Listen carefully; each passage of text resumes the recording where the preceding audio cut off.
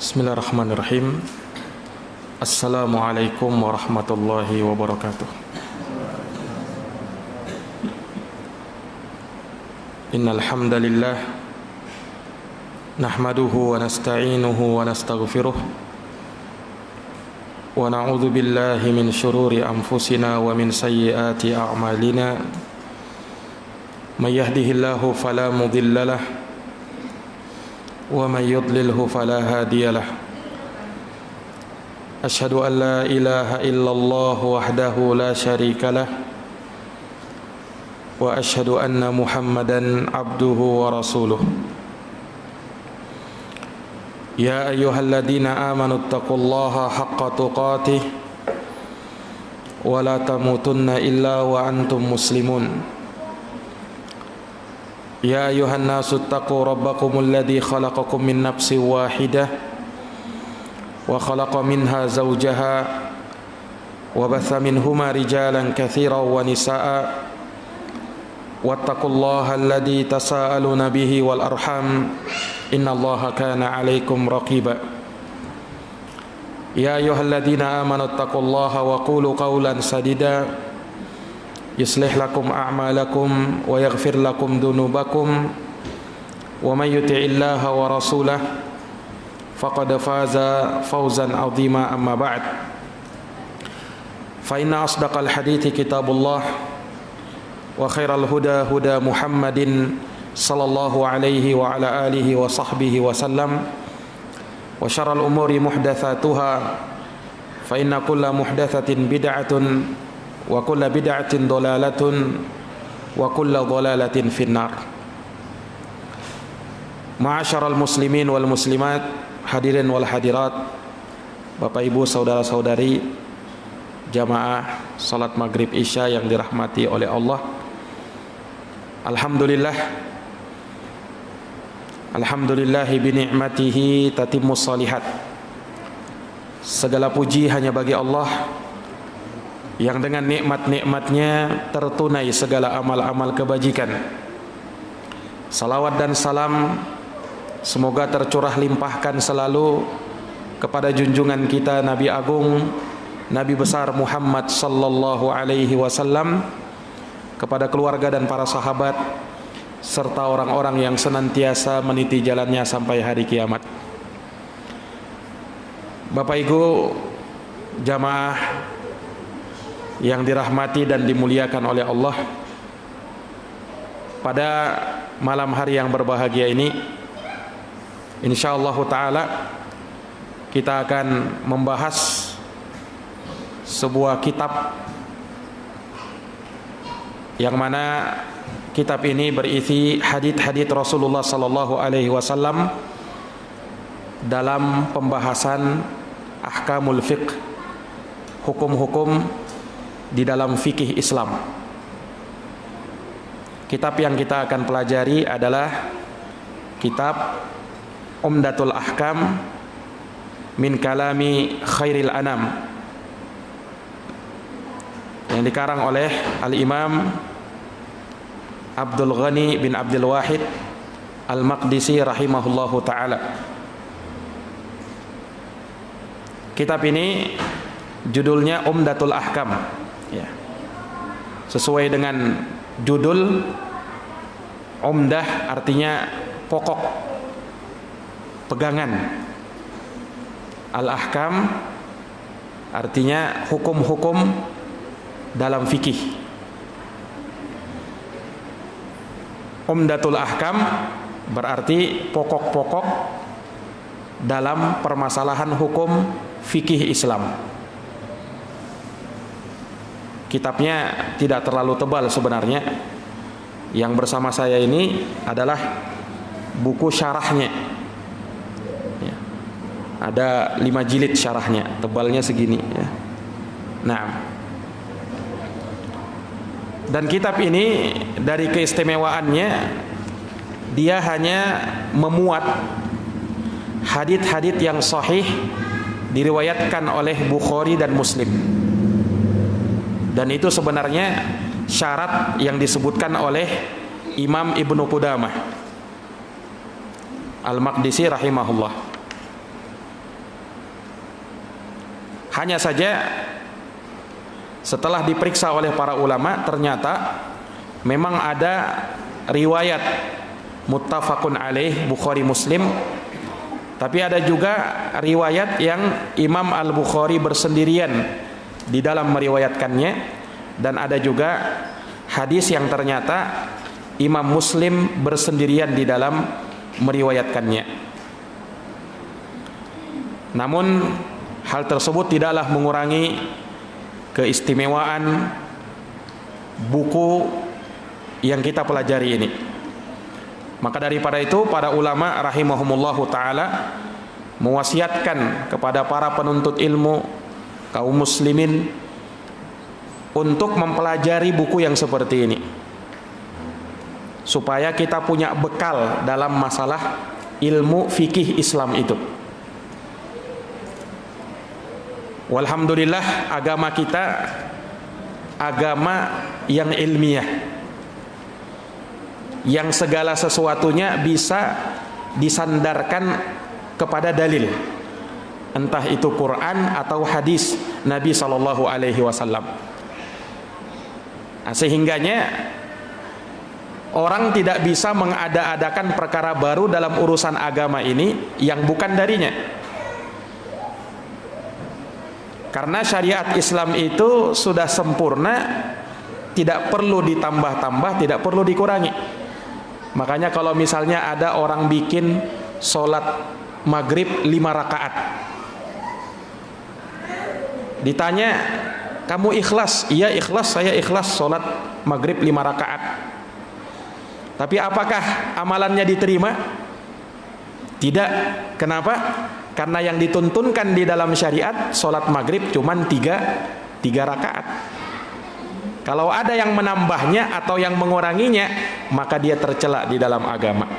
Sebab Rasulullah Sallallahu Alaihi Wasallam telah mengajarkan kepada kita batasan-batasan agama itu.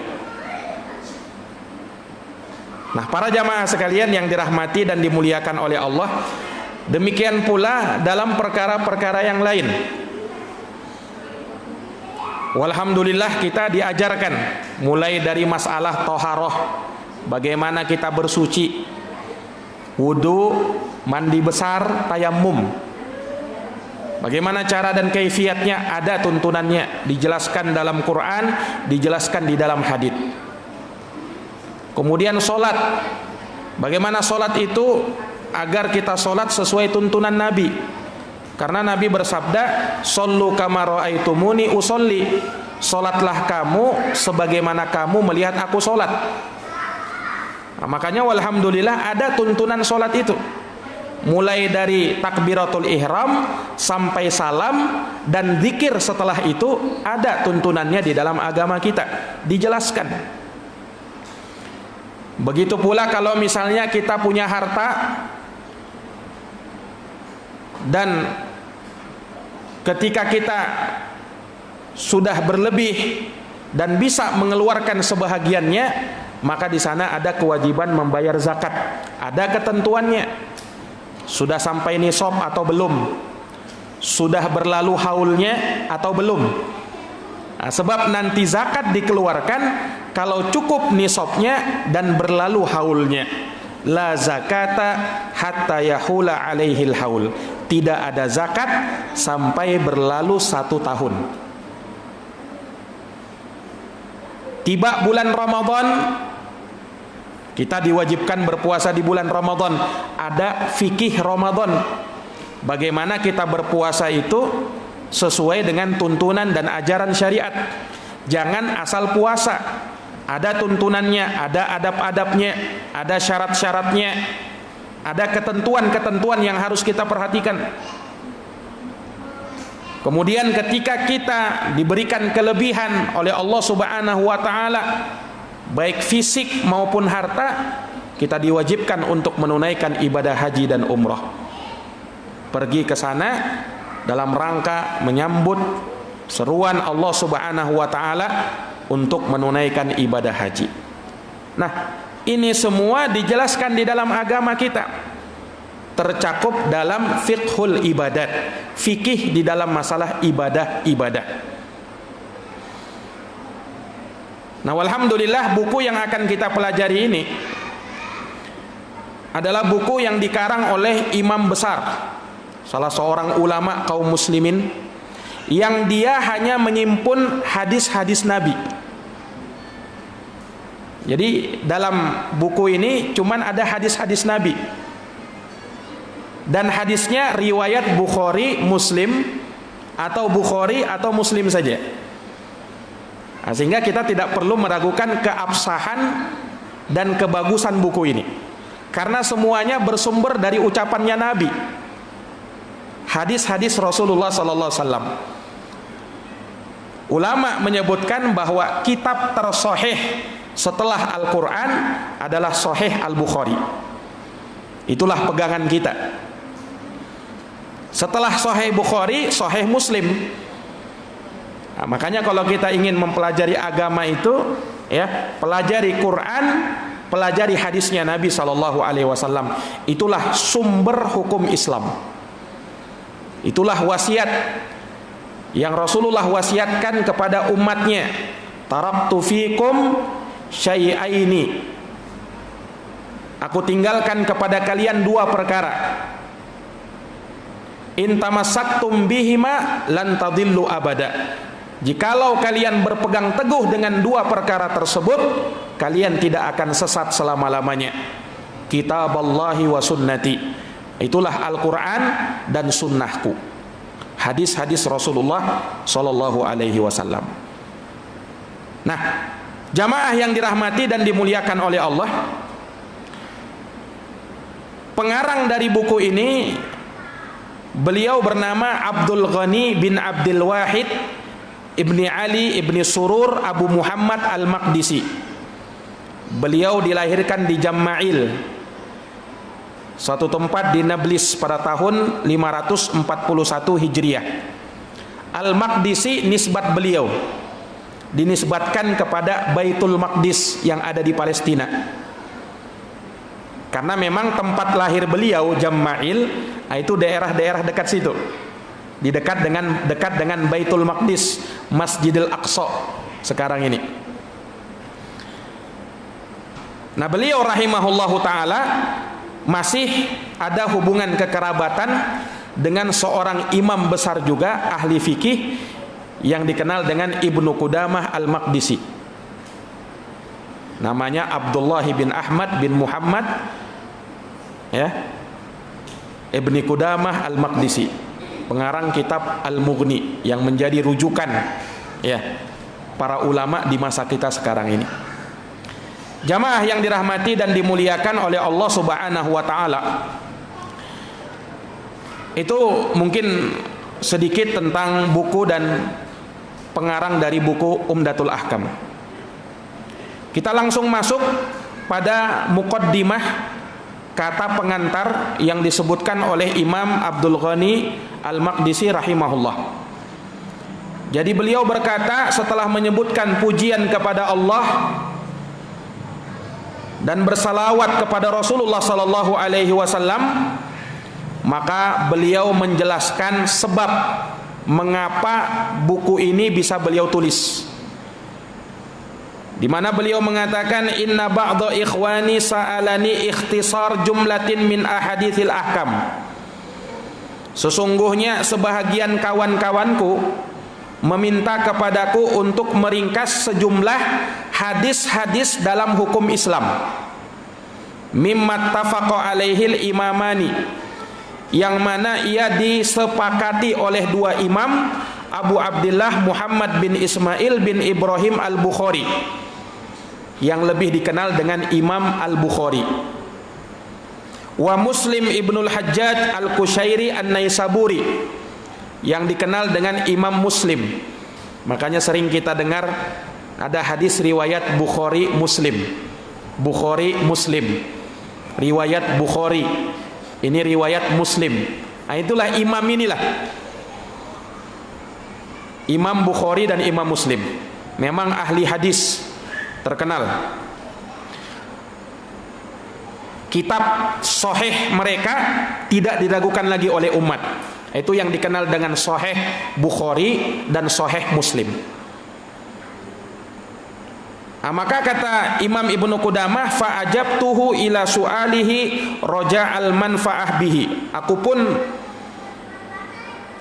mengabulkan permintaan mereka tersebut dengan harapan semoga bisa memberikan manfaat. Wa as'alullaha ayanfa'ana bihi wa man katabahu aw sami'ahu aw qara'ahu aw hafidhahu aw nadhara fihi. Maka aku meminta kepada Allah agar memberikan manfaat kepada kita dengan buku ini, baik yang menulisnya, yang mendengarnya, yang membacanya, yang menghafalnya, atau sekedar melihatnya. Didoakan oleh penulis buku ini semoga mendapatkan manfaat dari buku ini. Wa ayyaj'alahu khalisan liwajhihil karim, dan aku memohon semoga menjadikannya amalan ini ikhlas karena mengharapkan wajah Allah yang mulia, mujiban lil fauzi ladaihi fi jannatin na'im, yang mana hal tersebut menyebabkan seseorang mendapatkan keberuntungan di sisi Allah dengan mendapatkan surga yang penuh dengan kenikmatan. Fa innahu hasbuna wa ni'mal wakil. Cukuplah bagi kita Allah Subhanahu wa taala dan Dia sebaik-baik wakil kita. Jamaah yang dirahmati oleh Allah, ini kata pengantar dari Imam Ibnu Qudamah Abdul Ghani bin Abdul Wahid Al-Maqdisi rahimahullahu taala. Kemudian kita langsung masuk pada kitab yang pertama. Kata beliau, Kitabut Taharah, kitab tentang taharah. Taharah secara bahasa artinya an-nadhafah wan nazahah anil aqdar wal al-hissiyah wal ma'nawiyah. Taharah itu secara bahasa artinya berbersih dan bersuci. Taharah secara bahasa artinya berbersih dan bersuci. Bersih dari apa? Suci dari apa? Bersih dari kotoran, baik yang nampak maupun yang tidak nampak, secara hissi yang terindra ataupun secara maknawi. Ini secara bahasa. Jadi orang bersih-bersih, orang bersuci, itu namanya dia sedang bertaharah secara bahasa. Adapun secara istilah syar'i, yang namanya taharah adalah raf'ul hadas wa izalatun najas. Taharah artinya mengangkat hadas dan menghilangkan najis. Dengan apa kita mengangkat hadas? Dengan cara berwudu untuk mengangkat hadas kecil, mandi besar untuk mengangkat hadas besar. Kalau tak bisa wudu dan tak bisa mandi, bisa gantinya, badalnya, yaitu tayammum. Nah, inilah pembahasan fikih taharah yang nanti insyaallah taala akan kita jabarkan. Para jamaah yang dirahmati dan dimuliakan oleh Allah, jadi yang namanya taharah itu ada yang bersifat maknawi. Apa itu? Seseorang mensucikan dan membersihkan hatinya dari syirik, dari khurafat, dari akhlak buruk. Nah, itu namanya taharah juga. Dan ini taharah yang paling besar. Sebelum kita taharah terhadap badan kita, kita perlu taharahkan hati kita dulu. Sucikan hati kita dulu. Jangan sampai ada syirik di dalamnya, jangan sampai ada akhlak-akhlak yang buruk, penyakit-penyakit hati yang ada di dalam kalbu ini, dalam hati ini. Hanya untuk taharah hati, kesucian hati, pembahasannya bukan dalam fikih Islam, Pak. Pembahasannya di dalam kitab-kitab akidah, pembahasan tentang akhlak. Nah, itu kan untuk mensucikan hati. Nah, pembahasan dalam fikih Islam berkenaan dengan taharah hissiyah, taharah badan. Nah, inilah pembahasannya dalam fikih Islam. Kita bertaharah mengangkat hadas. Hadas itu apa? Hadas itu sesuatu yang menghalangi kita untuk menjalankan sholat. Beda dengan najis. Kalau najis sesuatu yang nampak. mesti kita hilangkan. Cukup kita bersihkan, tidak harus dengan air wudhu. Maka ketika hilang baunya, warnanya, rasanya, maka sudah kita katakan suci dari najis.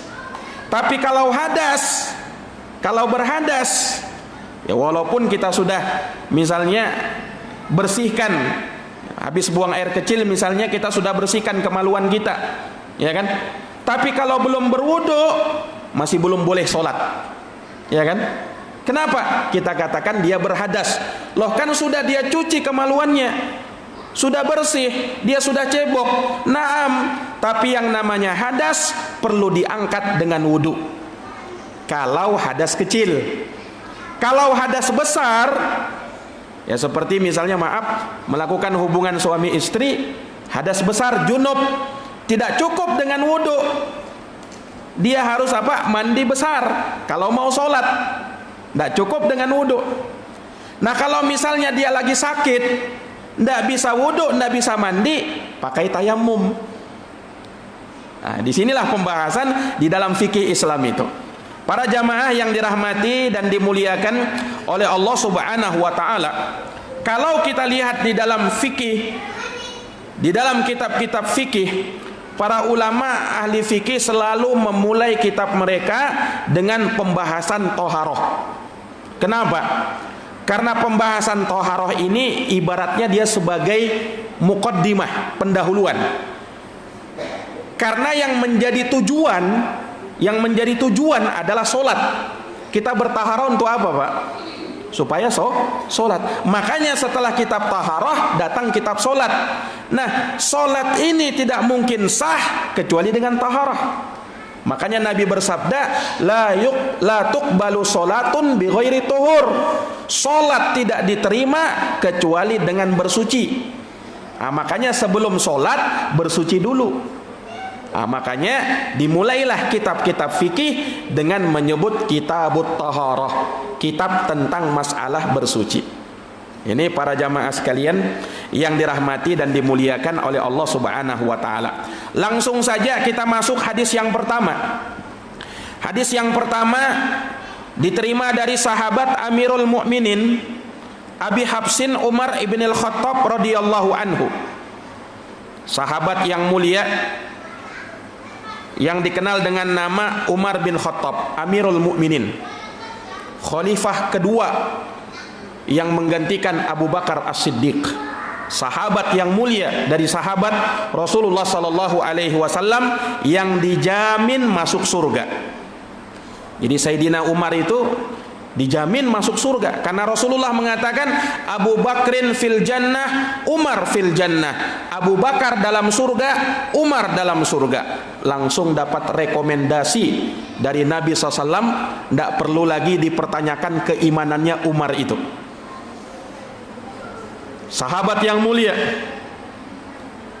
dan seorang sahabat yang dikatakan sahabat Nabi Sallallahu Alaihi Wasallam yang diberikan ilham oleh Allah Subhanahu Wa Taala, yang selalu pendapat-pendapat beliau disetujui oleh Allah Subhanahu Wa Taala. Makanya disebutkan ayat tentang hijab, ayat tentang hijab. Para wanita diperintahkan untuk berhijab, memakai jilbab, itu sebabnya karena Umar bin Khattab. Jadi kan di awal-awal Islam dulu, Pak, di awal-awal Islam wanita itu tidak berhijab.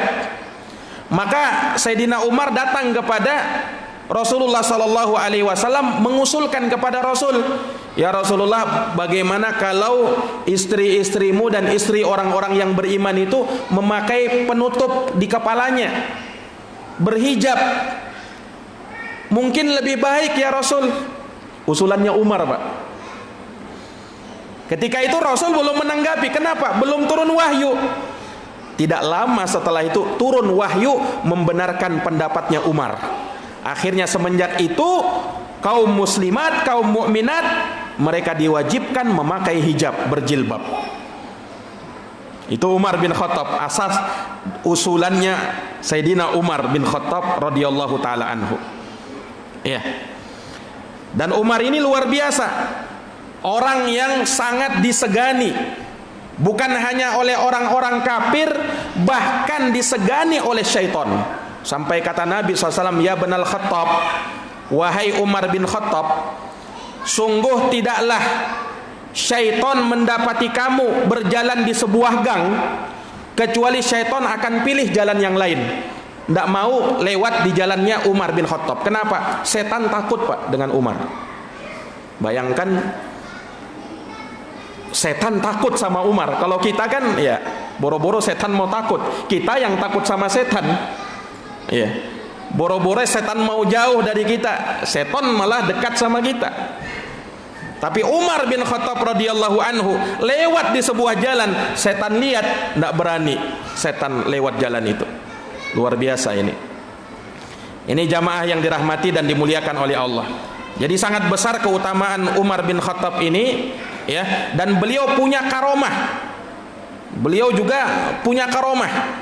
Disebutkan bahwa Umar bin Khattab radhiyallahu anhu pernah mengutus pasukan untuk jihad fisabilillah.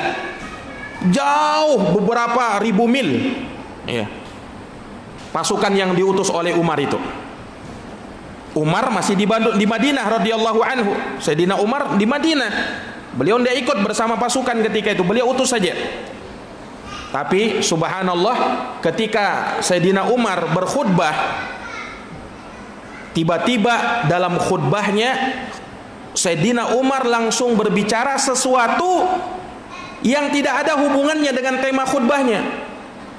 Umar berkata, ya sariyatal jabal, jabal, wahai pasukan, ke gunung, ke gunung. Di tengah-tengah khutbah, padahal tidak ada hubungannya dengan khutbah. Nah, jamaah yang dengarkan heran, loh kenapa Umar ini ngomong nggak nyambung begitu. Nah, maka akhirnya selesai khutbah, para sahabat yang lain tanya sama Sayyidina Umar, ada apa tadi? Kok tiba-tiba ucapan tadi nggak ada hubungannya dengan khutbah? Nah, maka Umar menjelaskan, tadi saya diperlihatkan pasukan yang kukirim, ya, untuk jihad fisabilillah. Tatkala dia melawan musuh, aku melihat strategi yang paling bagus mundur dulu ke gunung, baru dari sana menyerang. Subhanallah. Jadi Umar diperlihatkan seperti itu. Padahal jaraknya bermil-mil Pak. Kalau sekarang ini orang mungkin tidak aneh, karena sekarang ini kan orang bisa live, ya kan, bisa dengar. Iya. Tapi kalau zaman dulu aneh itu. Bisa-bisanya Umar bisa live seperti itu, ya. Diperlihatkan langsung oleh Allah Subhanahu wa taala. Inilah salah satu karomahnya Sayyidina Umar bin Khattab radhiyallahu taala anhu. Ini jamaah yang dirahmati dan dimuliakan oleh Allah Subhanahu wa taala. Dan sangat banyak lagi manakibnya Umar, keutamaannya Umar bin Khattab radhiyallahu taala anhu. Nah, beliau yang meriwayatkan hadis yang pertama ini. Beliau berkata, sami'tu Rasulullah sallallahu alaihi wasallam yaqul. Aku mendengar Rasulullah sallallahu alaihi wasallam bersabda, innamal a'malu binniyat. Sesungguhnya amalan-amalan itu tergantung oleh niatnya. Wa innama likulli imri'in ma nawa. Dan bagi tiap-tiap orang dia akan mendapat pahala atau tidak sesuai dengan apa yang dia niatkan. Faman kanat hijratuhu ilallahi wa rasulih, siapa yang hijrahnya kepada Allah dan Rasulnya, fahijratuhu ilallahi wa rasulih, maka hijrahnya kepada Allah dan Rasulnya. Wa man kanat hijratuhu lidunya yusibuha, namun siapa yang hijrahnya karena dunia yang ingin dikejarnya, awimra'atin yankihuha, atau karena wanita yang ingin dinikahinya, fahijratuhu ila ma hajara ilaihi, maka hijrahnya ya sesuai dengan apa yang dia tuju itu. Nah, ini hadis yang dibawakan. Kata di sini disebutkan oleh Imam Abdul Ghani Al-Maqdisi rahimahullahu taala, hadis ini riwayat Bukhari dan Muslim. Jamaah yang dirahmati dan dimuliakan oleh Allah. Jadi hadis yang pertama ini berbicara tentang niat. Kenapa beliau mulai dengan niat? Ulama menyebutkan ini sebagai tambih, sebagai tambih bagi kita untuk mensucikan niat.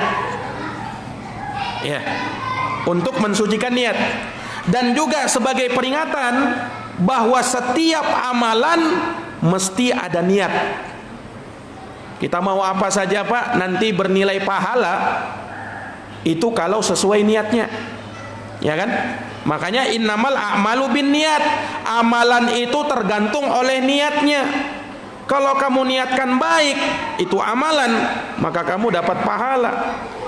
Tapi kalau tidak seperti itu, maka kamu tidak dapat pahala, tergantung oleh niatnya.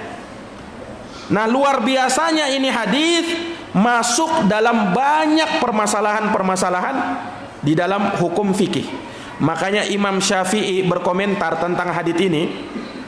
Kata beliau, hadal haditsu yadkhulu fi sab'ina baban. Hadis innamal a'malu binniyat itu masuk dalam 70 bab dalam masalah fikih. Bayangkan kata Imam Syafi'i seperti itu. Nah, dan ulama mengatakan bahwa hadis innamal a'malu binniyat sulusul ilm, sepertiganya ilmu. Ini lebih hebat lagi nih.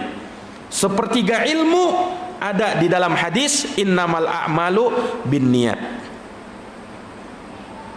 Ulama mengatakan, Pak, ya karena ini yang menentukan amalan kita itu diterima atau tidak.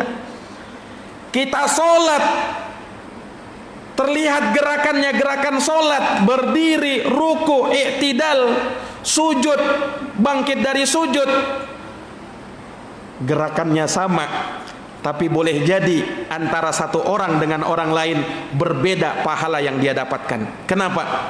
Perbedaan tersebut dikarenakan niat. Yang satu niatnya ikhlas karena Allah, yang satu lagi niatnya supaya mendapatkan pujian orang, supaya dianggap alim, supaya dianggap soleh, supaya dianggap orang rajin sholat. Nah, yang kedua ini tidak dapat pahala. Kenapa? Niatnya yang merusak amalannya. Ada orang yang bersedekah, sama-sama nilai sedekahnya. Yang satu mengharapkan ridha Allah, yang satu supaya dikatakan orang dermawan, supaya dikatakan ini orang banyak sumbangannya. Nah, yang satu diterima amalannya, sedekahnya, yang satu tidak diterima. Kenapa? Apa yang membedakan? Niatnya. Secara zahir, secara lahir terlihat sama-sama sedekah. Apa yang membedakan? Yang membedakan niat. Ini Pak jamaah sekalian yang dirahmati oleh Allah. Niat ini juga yang membedakan antara ibadah dengan adat, kebiasaan. Yang satu bernilai pahala, yang satu tidak bernilai pahala.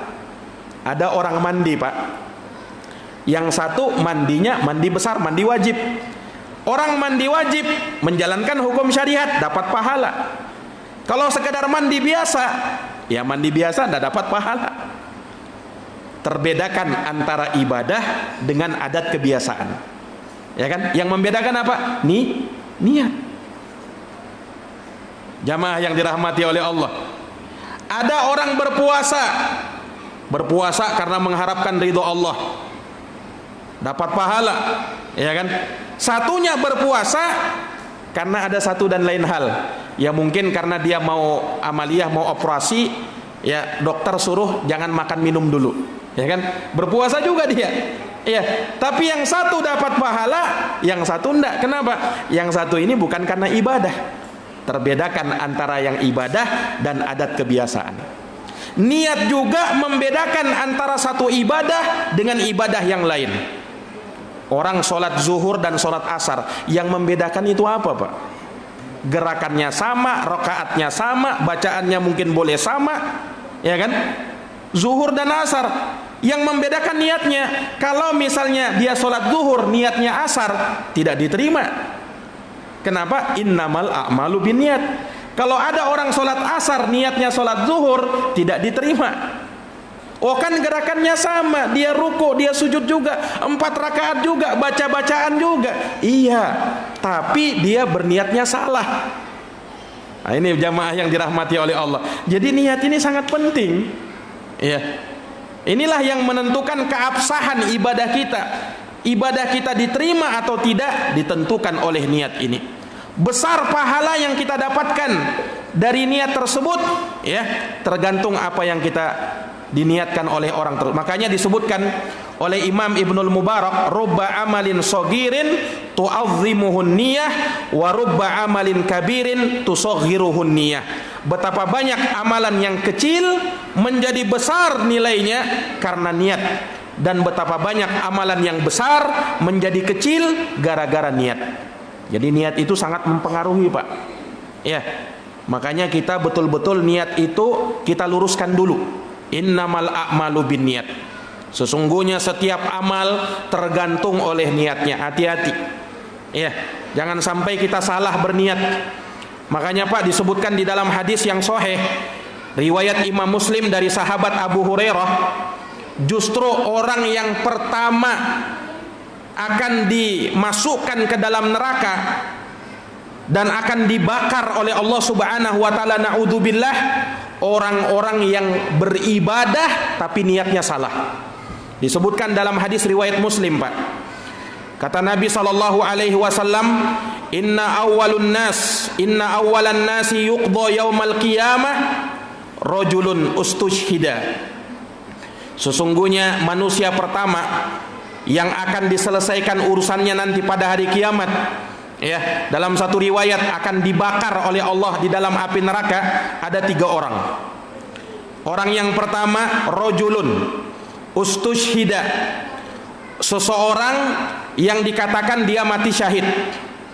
Fa'utiya bihi, didatangkanlah orang ini, fa'arrafahu ni'amahu fa'arafaha, lalu diingatkan kepada dia nikmat-nikmat Allah, dia pun mengakuinya.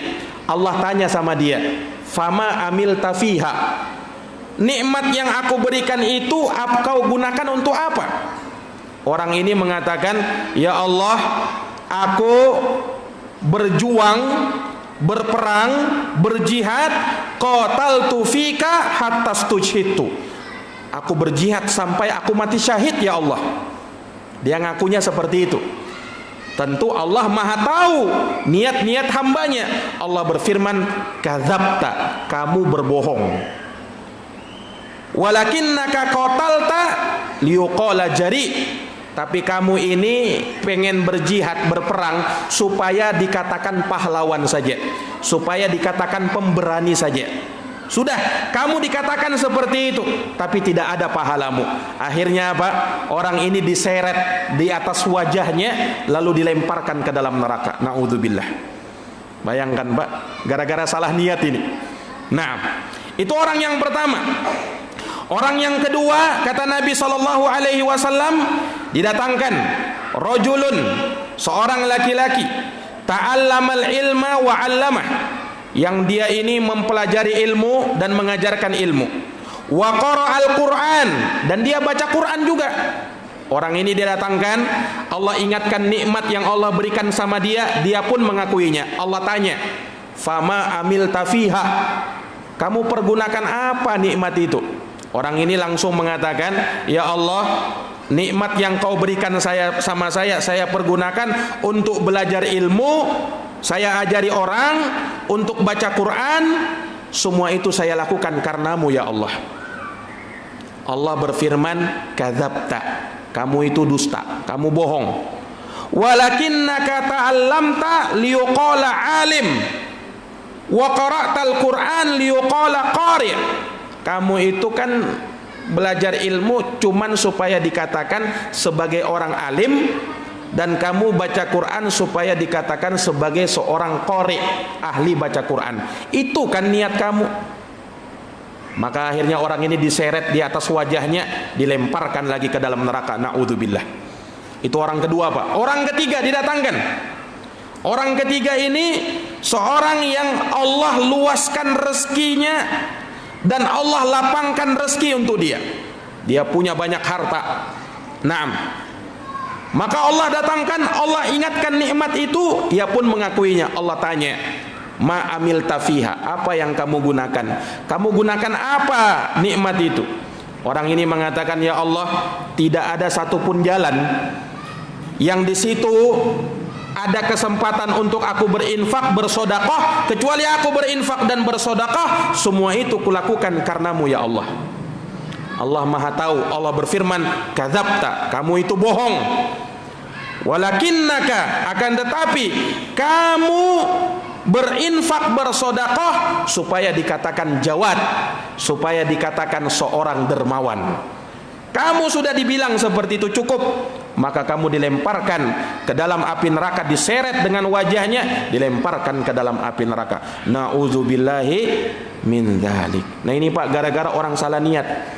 Amalannya bukan amalan ringan, amalan besar. Yang satu orang berjihad, yang satu pembaca Quran, yang satunya lagi gemar sedekah, tapi niatnya salah. Iya, niatnya salah. Nah ini Pak, pentingnya berniat ini. Ya, jangan sampai kita salah niat. Innamal a'malu binniyat. Amalan-amalan itu tergantung oleh niatnya. Ini jamaah yang dirahmati dan dimuliakan oleh Allah. Saya kira cukup ya. Sudah. Nah, kaum muslimin dan muslimat, Bapak Ibu, saudara-saudari yang dirahmati oleh Allah, demikian mungkin kajian kita di malam hari yang berbahagia ini. Hadis yang pertama sudah kita bacakan, semoga bermanfaat. Semoga Allah Subhanahu wa taala memberikan kepada kita pemahaman ilmu, dan semoga Allah memberikan taufik dan hidayahnya kepada kita semuanya. Saya tanya, udah habis?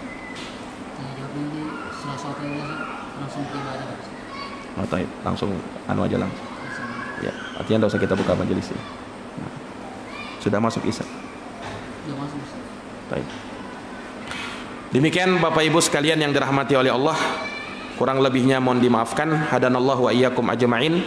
Nanti kalau misalnya ada Bapak Ibu pertanyaan, ya bisa nanti dipertanyakan kepada saya, kita sambil diskusi, sambil bincang-bincang ya, sambil minum-minum. Naam.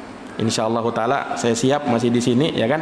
Kalau Bapak Ibu ada pertanyaan, ibu-ibu kalau misalnya mau bertanya bisa nanti ditulis ya kan. Nah, nanti kita berikan jawaban insyaallah taala. Wallahu ta'ala alam bisawab. Kita tutup majelis kita ini dengan doa kafaratul majelis. Subhanakallahumma wa bihamdika asyhadu an la ilaha illa anta astaghfiruka wa atubu ilaik. Walhamdulillahi rabbil alamin. Wassalamu alaikum warahmatullahi wabarakatuh.